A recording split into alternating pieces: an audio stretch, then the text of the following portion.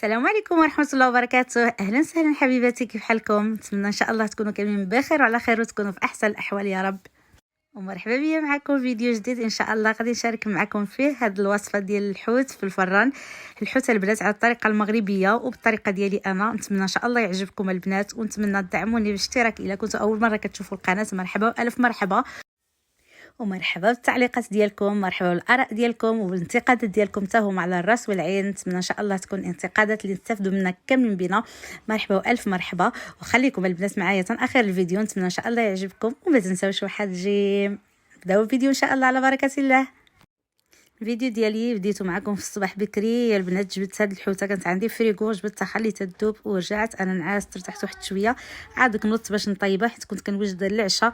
المهم البنات هنايا غادي نبدا نغسل الحوته ديالي. الحوته يعني اي حوت عندكم، انا غنعمل غير وحده البنات، كنعمل على حساب الكميه اللي غادي نحتاج انا. بالنسبه لي انا والاسره ديالي يعني اسره صغيره، يعني كنحتاجوا صافي وحده كتكفينا كنتعشاو بها. صافي البنات هنايا جبرتوني كنقيه، كنزول له داك غنزول ديك الزعانيف، غنزول المهم غنقيه مزيان. هذه جبتها هكذا البنات منقيه، ما فيها لا بشر لا حتى شي حاجه، كتجي مغسوله.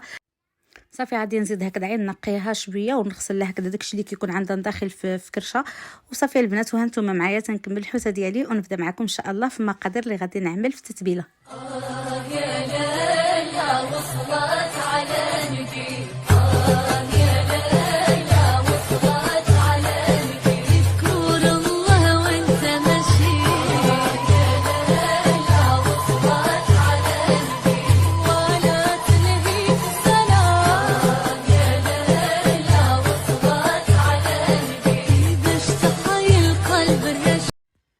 صافي حبيباتي بعد ما نقيت الحوته ديالي دابا غادي ندوز البنات باش غادي نشقها هكذا من الظهر ديالها. غادي نعمل هكذا واحد خطيطات هكذا باش كتدخل فيها مزيان الشرموله، وفي نفس الوقت غادي نعمل البنات ديك التقيبات غير كنشكها كدا شتيتو البنات باش كتجي هكذاك منسمه من داخل وكتجي تبارك الله مشارمله.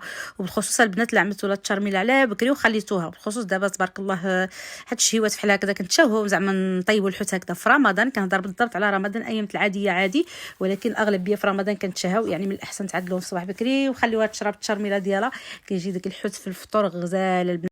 وبالنسبه للشرموله ديالي انا عندي هنايا البنات شويه ديال المعدنوس، وعندي واحد الفلفله، هذيك الفلفله شويه حاره، وعندي البنات فصوص ديال الثوم. هانتوما كتشوفوا الكميه اللي عملت انا، يعني كل ما عملت الثوم مزيان. وهنايا عندي البنات واحد نص حامضه عصرتها هكذا غادي نحتاجها مزيان. الحامض بزاف كيجي مزيان مع الحوت. وصافي وبالنسبه للتوابل البنات هانتوما عندي تما فلفل حمراء والكمون فلفل حمراء والكمون والمليحه وزويته بلديه اللي غادي نعدل بها. وطبعا في الاخر غادي نزيد شويه ديال الزعتر. التتبيله العاديه التقليديه ديال الحوت ديالنا صراحه الله كيجي لذيذ بزاف، بلا اضافه البنات، بلا ما نبقاو نعملوا بزاف ديال الحاجات. المهم صافي هنايا البنات طحنت ديك الفلفله وطحنت مطيشه والتويمه، ودابا غادي نزيد عليهم القامه اللي قلت لكم في الحمراء والكمون وسميتو والمليحه صافي والزويته البلديه. وغادي نخلط هذيك الخلطه هذيك وغنزيد عليها طبعا شويه ديال الزعتر.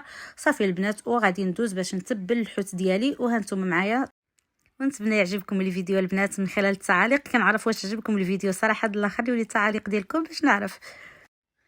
وما تديوش على الصوت ديالي، والله هاد الايام هذه ضربني البرد، عرفتوا كتعرفوا فاش كنعياو حاضين وهذيك ضروري واحد الزياره. الحمد لله الله يجعل كلشي في سبيل الله ومغفره الذنوب. المهم البنات صافي هنايا دوزت صافي الحوته ديالي. انا عملت شويه ديال التشرميله في المول هذا اللي غندخلو للفران. صافي غنعمل الحوته تما وغادي نبدا نشرملها. طبعا انا كيعجبني البنات نشرمل بيدي ما كنقنعش بمغروفه ولا بشي حاجه بيدي البنات باش كندخل التشرميله مزيان في الحوت ولا الدجاجه ولا في اللحام. المهم هكذا، وفي نفس الوقت كنحس براسي زعما كنطايب. صراحه الله كيعجبني نستعمل يدي بزاف البنات في الطيب والله. ايوا صافي البنات غادي نحاول ندخل ديك التشرميله فيها هكذا بداك الشقاقين اللي عملت وديك التقيبات اللي كان هذا. كنحاول نخليها تشرب مزيان التشرميله، حيت انا هذه غير عدلتها به فيه طيبتها، يعني ما عطيتهاش شويه د الوقت. هي صراحه كما قلت لكم تشربل وتخلي الحاجه على بكري كتشرب لي قامه وكتلذذ. صافي البنات هنايا غادي ندخلها الفران طيب. الفران كان عندي ديجا كنت شعلته صافي تدخل الطيبه. نغطيها البنات بالورق ديال المطبخ وغندخلها طيب. وصافي البنات دابا غادي ندوز معكم نعدل واحد شويه ديال المرافقات. غادي نعدل شي حاجه بسيطه البنات اللي كاين واجد في النبيره ديالي. كنفتح النبيره وكنشوف شنو عندي صافي هو اللي غادي نطيبها. هنا البنات عدلت واحد 3 بطيوطات هكذا. طبعا كتعدلوا الكميه اللي بغيتو. عملتهم يتسلقوا قدامي بالمليحه وشويه ديال الزويته. ودابا غادي ندوز نعدل هاد الدبنجل حتى هو كان عندي، قلت ما يبقاش يضيع شي مراري كنخليو الحاجه حتى كتضيع الدبنجل. وكانت عندي هنايا هاد الفلفله هادي شبرتهم قطعتهم هكذا غير شرائح هكذا طويله.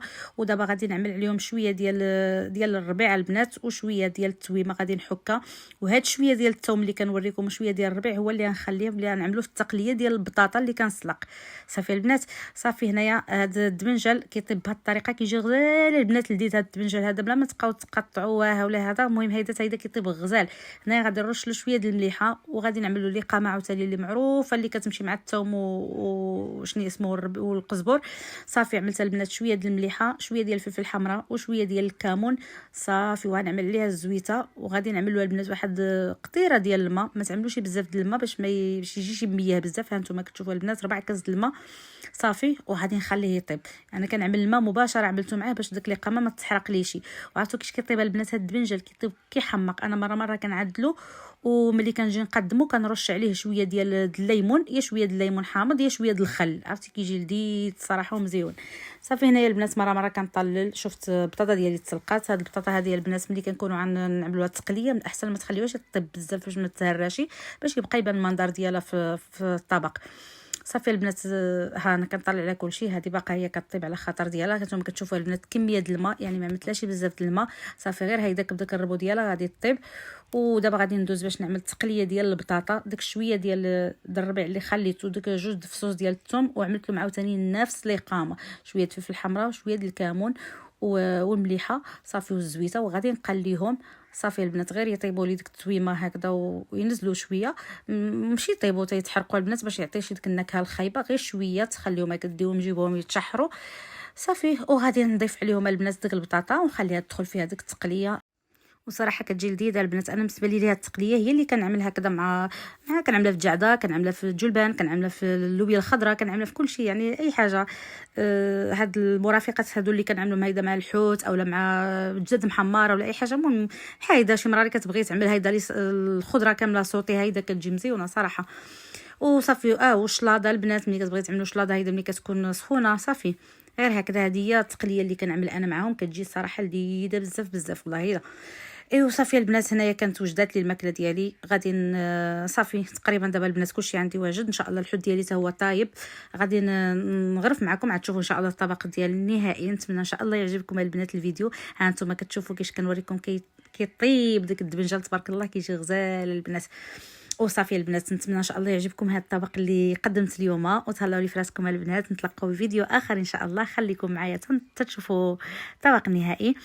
وهنا كنت كنوريكم زعما راني كنطيب حتى الخبز. اليوم البنات ما حداكتش ما طيبتش الخبز للدار غير الخبز الزنقه. واخا زعما الصراحه والله الا انا رجعت ضد الخبز الزنقه. كرهت الخبز الزنقه واحد الدرجه ما تصورش والله العظيم.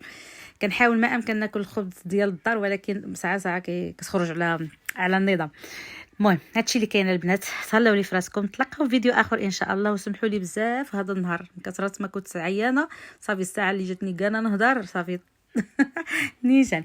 المهم تهلاو لي فراسكم ومسامحه البنات. تهلاو ونتلاقاو في فيديو اخر ان شاء الله. مع السلامه. يا ليلى وصلت